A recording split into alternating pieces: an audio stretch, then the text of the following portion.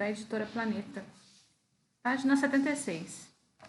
Raimundo de Farias Brito, um cearense que encontrara casa no Rio de Janeiro, havia se tornado um dos adversários intelectuais mais importantes do materialismo, do evolucionismo, do positivismo, daqueles conjuntos de ideias que inauguraram a República.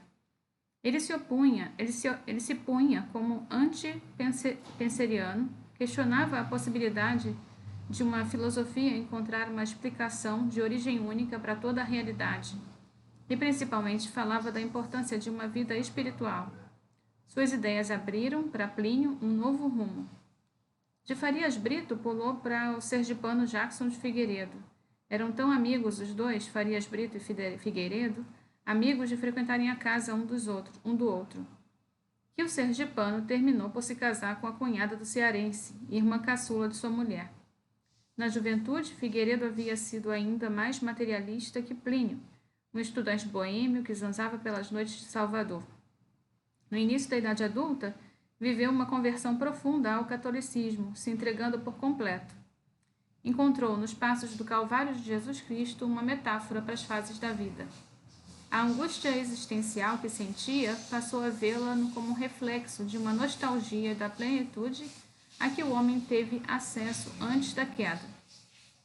A Igreja, com seu delicado, mas rigoroso equilíbrio hierárquico, ele a viu como um espelho da terra da ordem celeste, e o conjunto dessas percepções deveria ditar toda a vida em sociedade, onde a ordem não há revolução.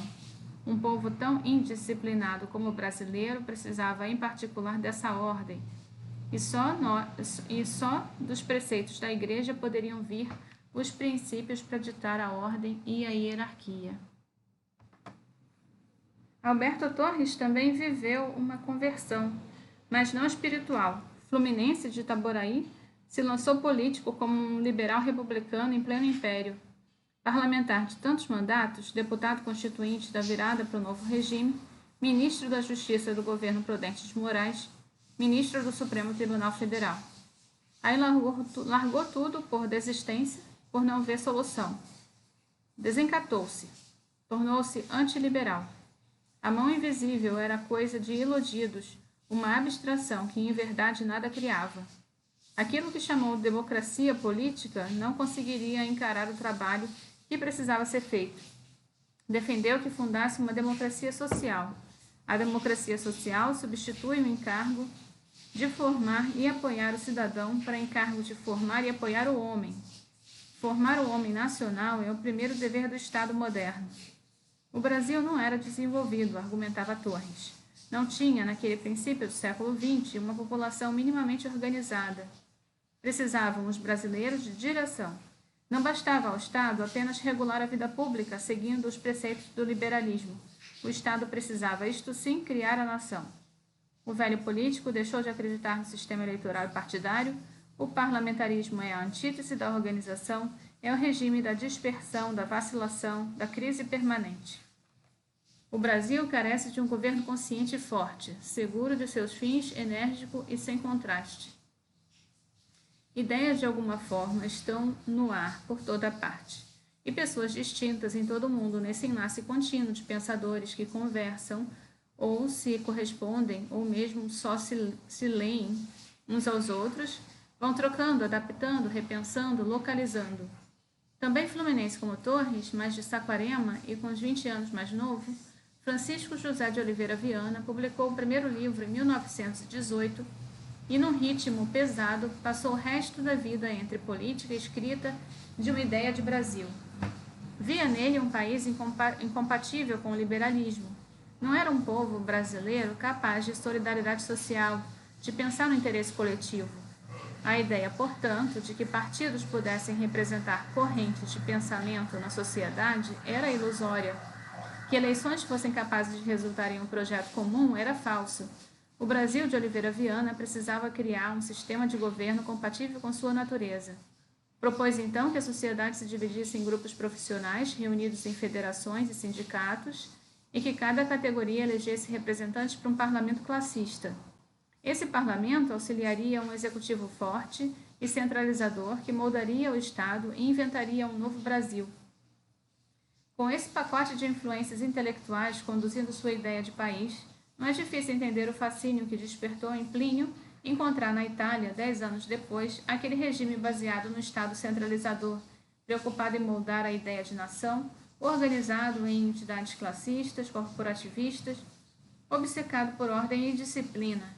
E se a igreja tinha um papel próximo, embora não tão próximo, isso seria fácil de corrigir numa versão brasileira. Já passava das 19 horas naquela quarta-feira, 15 de fevereiro de 1922, quando os automóveis começaram a chegar no Teatro Municipal. Um prédio em estilo eclético fundado 10 anos antes. Pretendia oferecer à capital paulista um ponto de cultura nobre, digno de qualquer cidade cosmopolita. Os ingressos estavam esgotados para aquela segunda noite da Semana de Arte Moderna. Os homens que chegavam, quase todos muito elegantes, vestiam terno jaquetão, chapéus de feltro. Os chapéus das mulheres eram quase todos do modelo clochê e, arredondados em cima, se encaixavam justos nas cabeças. Suas abas quase inexistentes, apenas sugeridas por uma curva ligeira.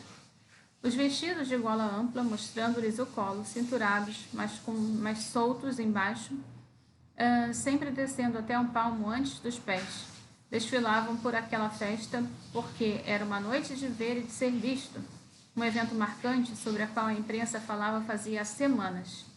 No longo debate sobre aquela gente jovem que queria apresentar um novo tipo de arte, uns como Menotti e Delpicchia a chamavam futurismo, em homenagem ao movimento italiano que inspirava Mussolini.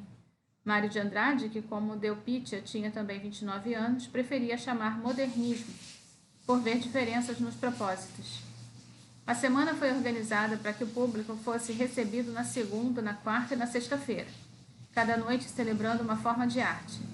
Na primeira, a do dia 13, a elite paulistana assistiu a uma exposição de artes plásticas, por entre os quadros de Anita Malfatti e Emílio de Cavalcanti, as esculturas de Victor Brecheret, a arquitetura de Antônio Moya. Tarsila do Amaral só não apareceu porque estava em Paris, mas aquela quarta era a noite dos escritores, como na sexta seria a dos músicos. Era por isso mesmo, na noite do dia 15, que o trio promotor do evento, Mário e Oswald de Andrade, além de Delpicchia, planejavam brilhar. Eram bons de marketing, de levantar polêmica, chamar atenção. Tinham lá suas rusgas, por ser editor do Correio Paulistano. Delpicchia era quem tinha mais capacidade de divulgação, mas entre os três era também quem mais se embaralhava nos conceitos. Além de trazer um fascínio pelo futurismo italiano do poeta Filippo Marinetti, que incomodava os outros dois. Com descrição, Mário lhe dava aulas com a esperança de que orientassem seus textos. De polêmica em polêmica, a cada debate nas páginas dos jornais, o evento terminou com sucesso de audiência, mesmo que não de agrado.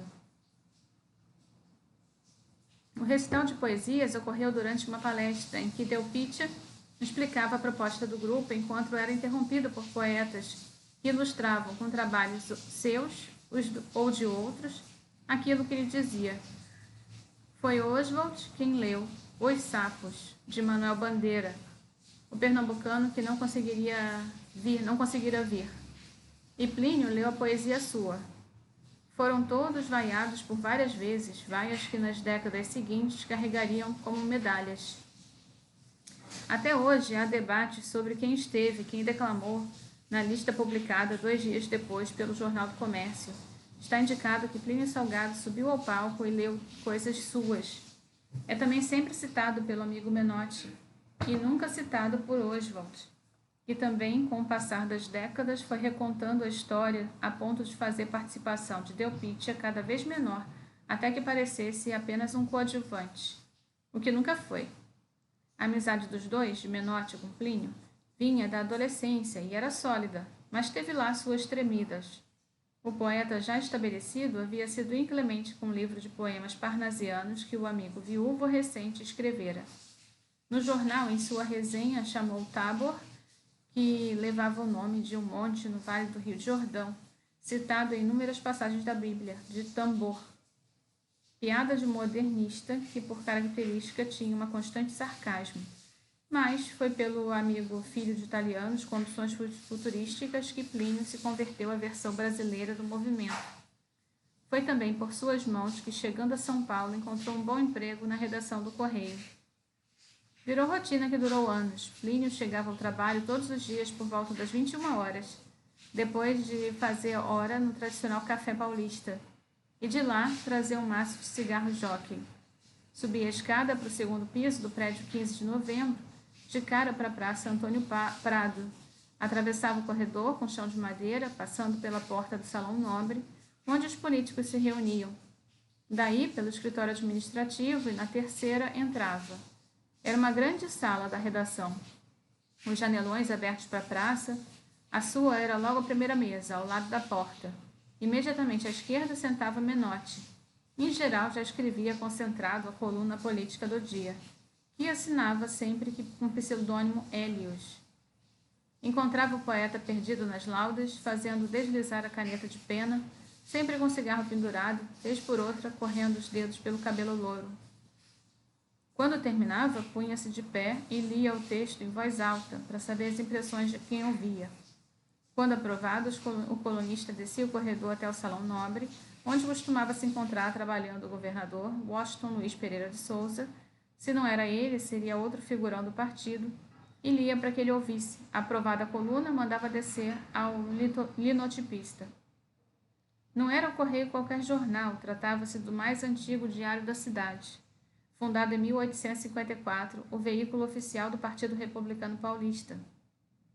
Plínio já conhecia uma parte do poder do Estado por conta da sua vivência no Vale do Paraíba. Agora passava a conhecer por dentro, direto da capital, todos os principais líderes que circulavam diariamente por lá. O PRP fornecera 4 dos novos presidentes eleitos até ali, seguindo de 3 vindos do Partido Republicano Mineiro, e todos os 9 governadores paulistas, incluindo Washington Luiz. A política do PRP e essa vertente do modernismo se encontravam naquela redação diariamente, a qual tinha Menotti como editor e Plínio como terceiro poeta, Cassiano Ricardo, de redatores. Simultaneamente, o rapaz do interior encontrava espaço na intelectualidade e na política da capital.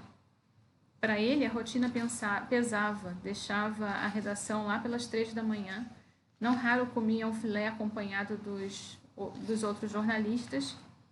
Alguns, mais boêmios, esticavam para uma partida de bilhar, e Plínio às vezes os acompanhava. Nesses dias chegava em casa com o sol já se mostrando, não sempre. Desde princípios de 1923, batia ponto às 9 horas no escritório do advogado Alfredo Egídio de Souza Aranha, um dos mais influentes da cidade. Plínio Salgado não tinha o diploma do Largo São Francisco, mas era inteligente, já havia trabalhado como auxiliar de juiz e sabia muito bem escrever textos legais com clareza e precisão. Nessa função, operava como assistente de Alfredo, a quem havia conhecido pelos laços do PRP. Completava a renda ainda como comentarista de futebol para as páginas da Gazeta, que não lhe pagava bem, ao menos garantia ingressos gratuitos para jogos no final de semana. Foram aqueles anos de trabalho intenso e aprendizado. Firmou-se no início, ainda sem verbalizar, com mais segurança numa visão de país. Construiu laços, se inseriu na dinâmica política paulistana. Faltava era lidar com suas ambições, que não passavam por ser jornalista, muito menos assistente paralegal, e muitas vezes até pagava bem. Queria ser político e precisava lançar um romance no qual pudesse retratar o contraste do país verdadeiro, que encontrava no interior, e aquele ilusório da capital, contaminado pelo estrangeiro dos gestos, nos hábitos, nas roupas. Havia uma alma brasileira por ser recuperada, que deveria ser abraçada para que, enfim, o Brasil pudesse ser grande. Política e literatura caminhavam juntas. Plínio queria ganhar uma voz pública que alcançasse mais gente. Após a Semana da Arte Moderna de 22, lembrou mais de meio século depois, de uma diáspora dos elementos que a promoveram. Mas houve um denominador comum, o sentido brasileiro dos novos literatos e artistas. O que os unia era a busca pela construção de uma cultura brasileira para o futuro. O que os dividiu foram visões artísticas e políticas muito divergentes. Algo similar ocorria na Europa. Os futuristas italianos abraçavam o fascismo da mesma forma que os surrealistas franceses e espanhóis mergulhavam na extrema esquerda.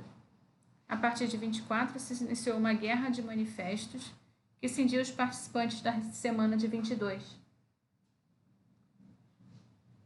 E quem os disparou foi Oswald de Andrade. Oswald vinha de uma família rica e muito respeitada. O pai era latifundiário e o tio, Inglês de Souza, fora deputado de um dos fundadores da Academia Brasileira de Letras. Cresceu rico, fez-se ousado, talentoso e, como todo no cume da elite paulista, viveu em Paris entre Paris e a capital. Suas primeiras peças de teatro escreveu-as em francês. Estava justamente voltando de uma viagem a Paris em plena explosão criativa dos anos 20, com a cabeça fervilhando e acompanhado da nova mulher, a pintora Tarsila do Amaral, quando, ao aportar no Rio, fez publicar no Correio da Manhã o Manifesto da Poesia para o Brasil, no ano 1924. A poesia existe nos fatos, escreveu já na abertura. Os casebres de açafrão e de acre, nos verdes da favela, sobre o azul cabralino, são fatos estéticos. No seu estilo, por vezes opaco, mas sempre rítmico na batida das frases curtas, Oswald de Andrade era sonoro e instigava em seus leitores imagens que sentia e inspiravam um olhar tenro sobre o Brasil. Sua proposta era que um país deveria produzir uma arte com qualidade de exportação, assim como nos tantos séculos que antes fizera qualquer madeira de tinta vermelha. Dividamos poesia de importação e a poesia para o Brasil de exportação, seguiu.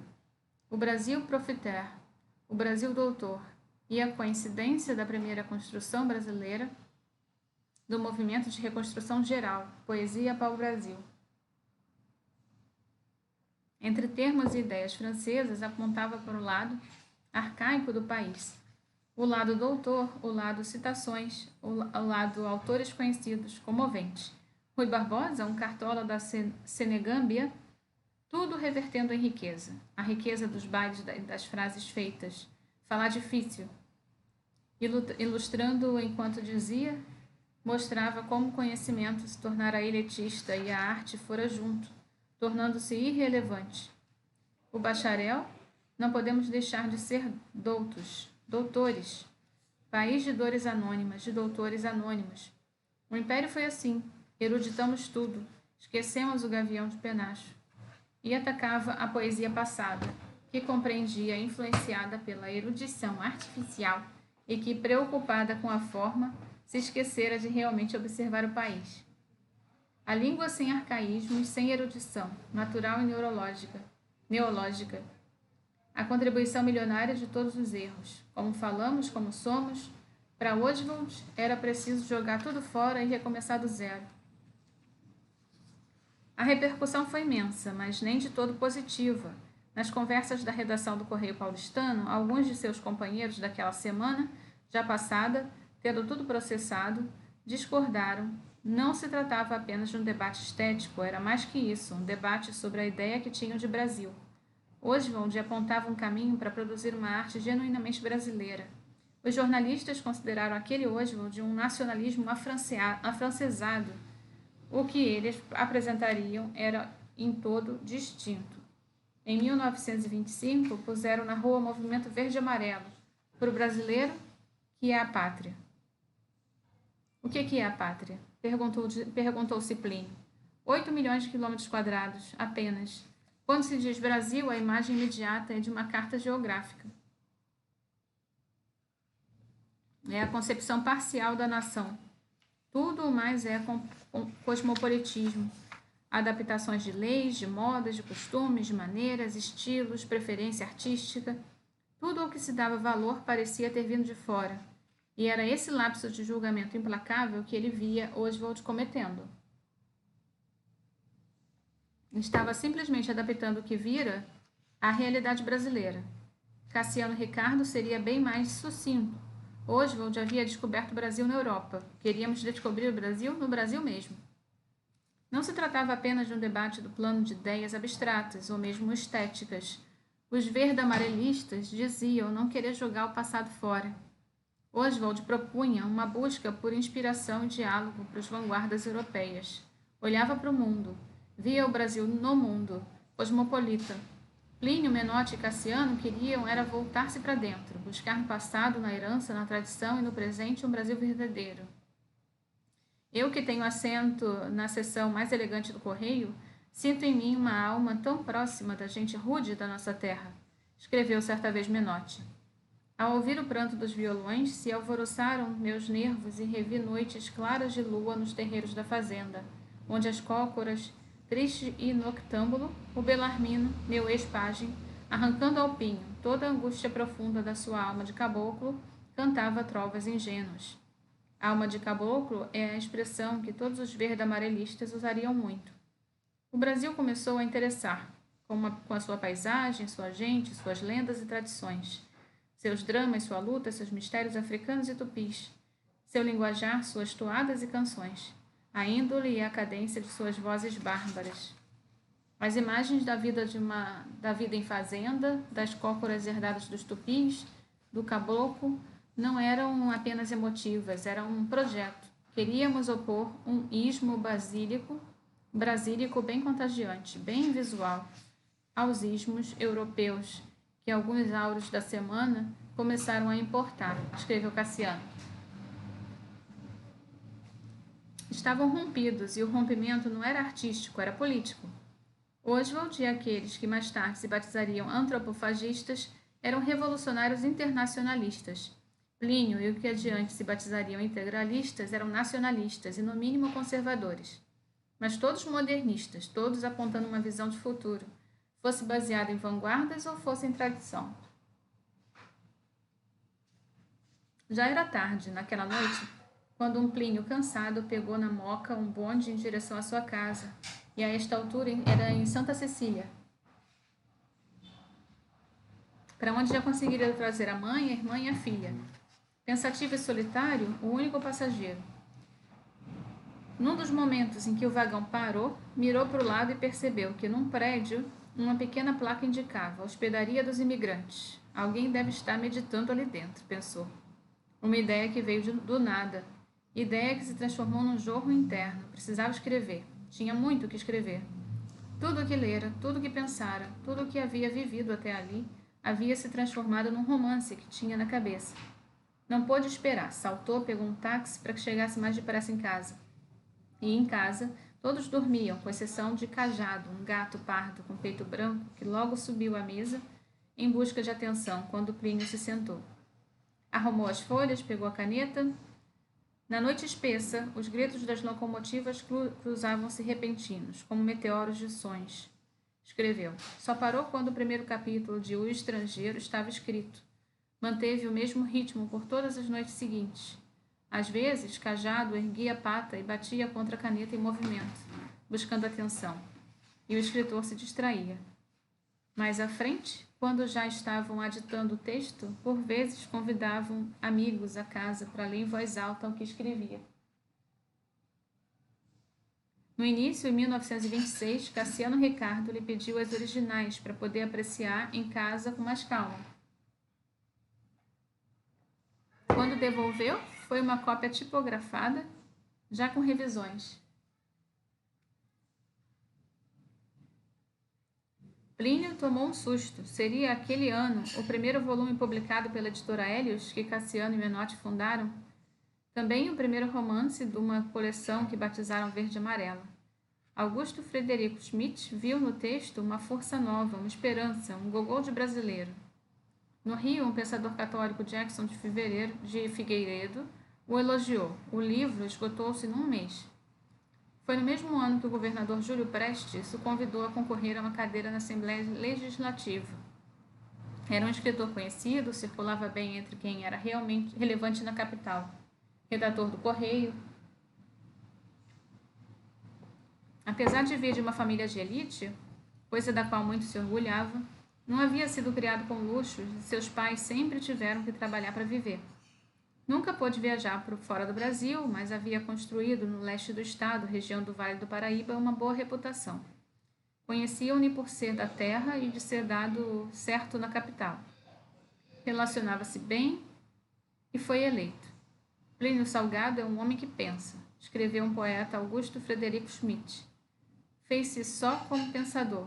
Sua vitória é a vitória do homem da inteligência brasileira e como homem do nosso mato. Foi relegado para o mais injusto e revoltante esquecimento. O progresso do Estado de São Paulo registrou a vitória do estilo floreado, ainda não tocado pelo modernismo que parte da imprensa adotava. Chegava a oportunidade da renovação do Congresso Paulista. O terceiro distrito apontou entre os mais dignos de seus filhos o nome já glorioso de Plínio Salgado e foi eleito com grande votação. Mais renovação era mesmo o projeto dele. Queria reformar a Assembleia e o PRP, mas descobriu que não conseguiria mudança só com uma revolução que o deputado de 32 anos não conseguiria imaginar vindo. Foi nesse cenário de desânimo que um velho amigo o procurou. Alfredo Egídio de Souza Aranha tinha um sobrinho, chamava-se Joaquim Carlos. O período no qual trabalharam juntos no escritório de advocacia despertara em Alfredo um imenso respeito por Plínio e suas ideias. E ele tinha uma proposta, uma longa viagem na Terra Santa até a França, na qual o deputado devidamente licenciado poderia apresentar o velho mundo ao rapaz e fazer daquilo uma grande aula. Plínio não teria dinheiro para fazer a viagem sozinho, então aceitou. Não poucos sugerem que o sobrinho tenha sido uma desculpa. Alfredo esperava que na Europa Plínio abrisse seus olhos, ganhasse ele próprio o mundo e trouxesse para o Brasil novas ideias políticas. Afinal, eram tantas ideias as que tinha, fervilhando juntas, por vezes desconexas. Um sistema político baseado nos valores mais altos da Igreja Católica, como sugerido por Farias Brito e Jackson de Figueiredo, um Estado organizado não pela fragilidade daquela democracia dos liberais, mas sim em corporações, como propunha Oliveira Viana. O conceito de que era a obrigação de um Estado com pulso formar o homem, como cantado por Alberto Torres. O desenho de uma ideia forte e sedutora de nação, que, como sugerida Gustave Le Bon, poderia guiar a massa num bom caminho. A injustiça obscena que inevitavelmente se implantara numa sociedade abandonada por um falso conceito de liberdade como percebera Karl Marx. A força que estava ali, nunca aproveitada, de todo ignorada pelas elites, na alma do caboclo. Uma brasilidade real, vinda do interior, verdadeira, não aquela artificial, fingida, importada do exterior, como a que se encontrava na capital paulista. Tantas ideias, com conexões aparentes, mas sem caminho simples para sua execução. Uma viagem lhe faria bem, sim. Ficar uns bons tantos meses fora, refletindo, tendo conversas, escrevendo, talvez trouxesse algo novo. 4 de outubro de 1930, um sábado, dia em que Plínio Salgado aportou ao país, vindo do navio do Ilho, com a cabeça fervilhando após a viagem à Europa. Véspera da goleada de 7 do Palestra sobre o América. Um dia 4, no qual em nenhum dos jornais do país foi publicada a notícia mais importante do momento. Porque na tarde anterior, o dia 3, modorrento em Porto Alegre, um ataque liderado por Oswaldo Aranha, primo irmão do Alfredo Egídio, terminou com a rendição do quartel-general da 3ª Região Militar. O Brasil estava às portas da Revolução, a Revolução de 30.